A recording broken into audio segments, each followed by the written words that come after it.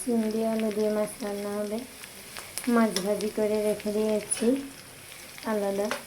পেঁয়াজ তেল দিয়ে দিলাম, দিয়ে এবার 1 চামচ রসুন দিয়ে দিব, 1 চামচ লবণ, 2 চামচ হলুদ গুঁড়ি, 2 চামচ মরিচ গুঁড়ি,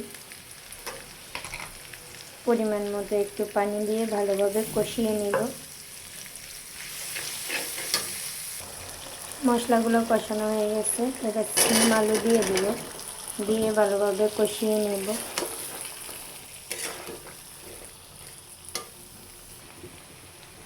ভালোভাবে একদম সিম আর আলু কষিয়ে নিয়েছি।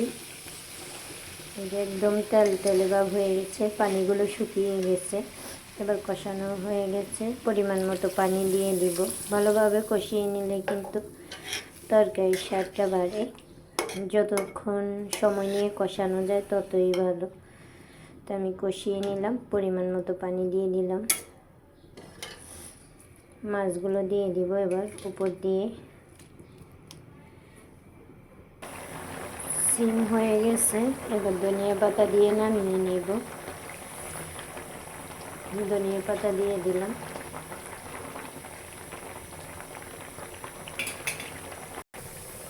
নামিয়ে নেব। এখন তেলের বাগার দিয়ে দিব, তেলের বাগার দিয়ে দিলাম, দিয়ে এবার নামিয়ে নেব তরকারি রেডি।